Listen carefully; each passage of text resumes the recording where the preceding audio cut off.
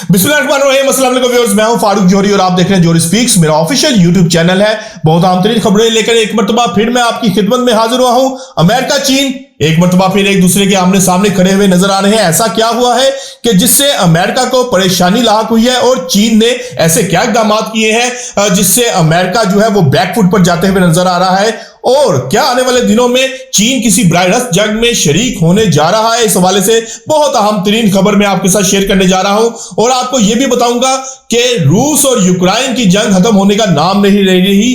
Trump की तमाम तर कोशिशों के बावजूद अब तक दोनों ममालिक एक दूसरे के खिलाफ बढ़ चढ़कर हमले कर रहे हैं। गुज़िश्ता रोज 20 निकाती अमन फार्मूला यूक्रेन की जानिब से पेश तो कर दिया गया था, लेकिन अब ज़ेलेंस्की ने रूस को फिर आड़े हाथों लिया है, बड़ी धमकी दी है।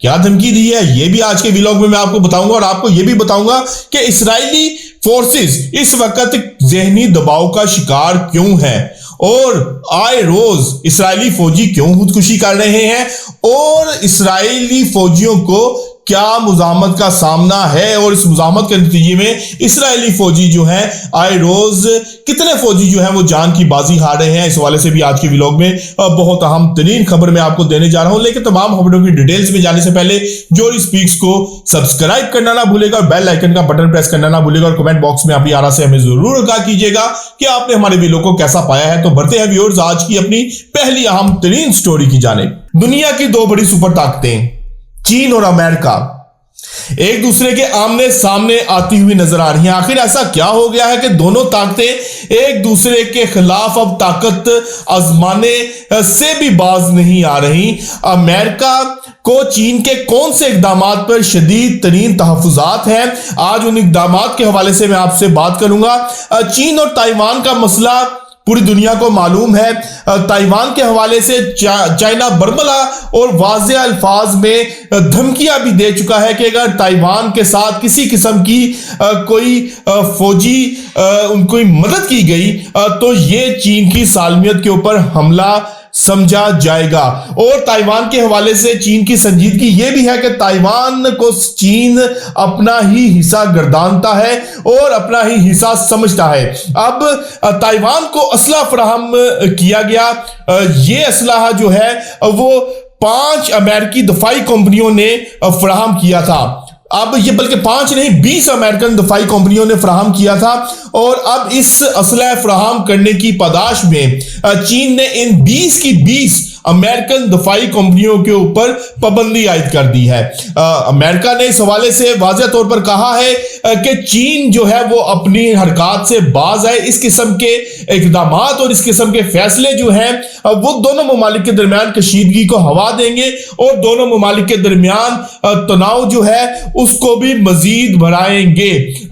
माजी में हमने देखा, कई दहाइयों से हमने देखा कि चीन और अमेरिका के दरमियान सर्द जंग जारी है। और माजी में हमने देखा कि चीन और अमेरिका के दरमियान सर्द जंग जारी है। अब इस सर्द जंग के अंदर जो है वो इजाफा होता हुआ नजर आ रहा है। ये सर्द जंग क्या दोनों ममालिक के दरमियान तसादुम की सूरत में रुकेगी ये तो आने वाला वक्त बताएगा। लेकिन बहरहाल चीन अपनी सालमियत के ऊपर किसी किस्म का समझौता करने के लिए तैयार नजर नहीं आ रहा। ना सिर्फ सालमियत पर बल्कि ताइवान के मामले पर भी चीन बरमला और वाज़ेह तौर पर अमेरिका को पैगाम दे चुका है कि अगर अमेरिका इस हवाले से बाज ना आया तो फिर हम जो प्रैक्टिकल इकदाम हैं वो हम करेंगे और इसमें फौजी कार्रवाई भी हो सकती है। यानी कि आने वाले दिनों में दुनिया ऐसा महसूस होता है कि एक नई जंग का सामना करेगी, एक नई जंग को देखेगी जिसमें चीन जो है वो बराह रास्त शरीक होगा।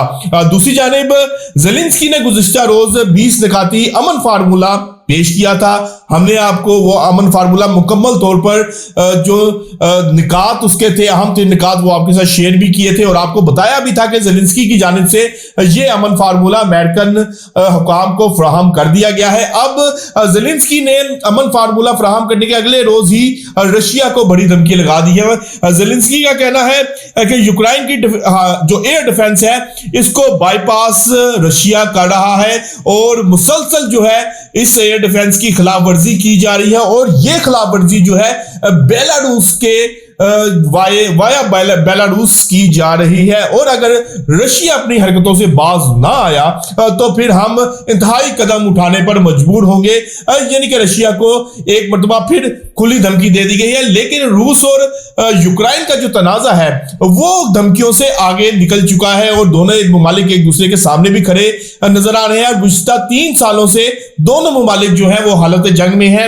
एक जब हमने तहकीकाती रिपोर्ट देखी तो उसके मुताबिक रशिया का चूंकि रकबा बहुत बड़ा है और अब तक रशिया अपनी मिलिट्री पावर का 30% जो है वो इस जंग में झोंक चुका है, और अब तक रशिया को यूक्रेन के ऊपर फैसला कुन बढ़ोतरी हासिल नहीं हो सकी। वजह यही है कि यूक्रेन की सप्लाई लाइन जो है, असलहे की सप्लाई लाइन, वो अमेरिका और यूरोपीय ममालिक जो है वो बंद करने के लिए तैयार नहीं है, जिससे रशिया अब तक जो है वो यूक्रेन के ऊपर काबू नहीं पा सका।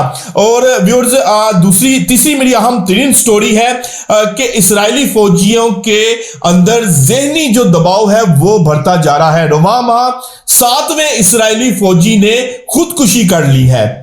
हमने गुज़िश्ता कुछ व्लॉग्स में इस हवाले से आपको बताया था कि एक इस्राएली डिफेंस फोर्सेस की रिपोर्ट के मुताबिक 80,000 से ज्यादा इस्राएली फौजी जो है वो ज़हनी दबाव का शिकार है, और उनका इलाज जो है वो साइकेट्रिस्ट के जरिए किया जा रहा है, और उनको इस हवाले से इलाज मुआवजा का भी सामना है। लेकिन इसके बावजूद इस्राएली फौजियों के अंदर जो बढ़ती हुई खुदकुशी का रुझान है वो इसलिए है क्योंकि फलस्तीन के अंदर उनको शदीद मुज़ाहमत का सामना है, और फलस्तीन के अंदर से जो मुज़ाहमत हो रही है उसमें इस्राएली फौजियों का जानी नुकसान भी हो रहा है, और इस जानी नुकसान की वजह से 80,000 से ज्यादा इस्राएली फौजी ज़हनी दबाव और ज़हनी अमराज का शिकार हो चुके हैं।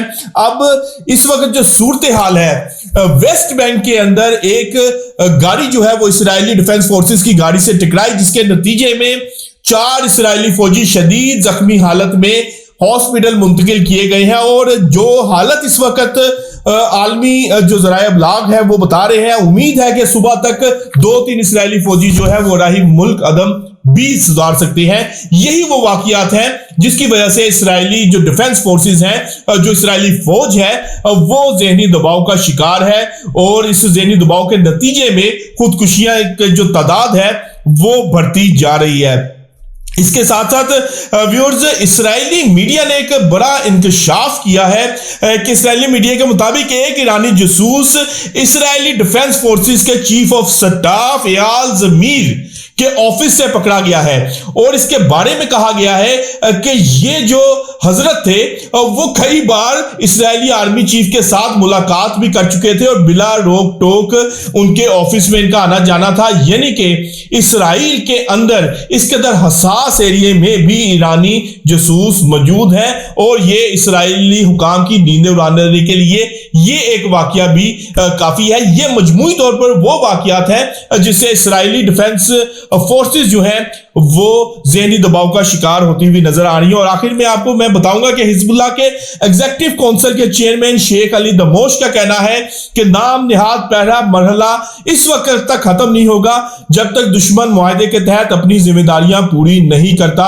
और अब तक जो इकदाम किए जा रहे हैं उसके मुताबिक हिजबुल्लाह को या तो पसपाई करवाना चाहते हैं या फिर हथियार डालने पर मजबूर करने के लिए ये तमाम इकदाम किए जा रहे हैं जो लिबनान के ऊपर इस्राएली एयर स्ट्राइक्स हो रही हैं। लेकिन हिजबुल्लाह के एग्जीक्यूटिव काउंसिल के चेयरमैन शेख अली दमोश ने वाज़ेह कर दिया है कि हम किसी किस्म का दबाव नहीं बर्दाश्त करेंगे, और हम इस्राएल के खिलाफ डटकर खड़े हैं और खड़े रहेंगे, और जो मुआहिदा हुआ था इस्राएल की जानिब से जब तक उसके ऊपर इंप्लीमेंट नहीं होता तब तक हम इस्राएल के खिलाफ मुज़ाहमत जारी रखेंगे।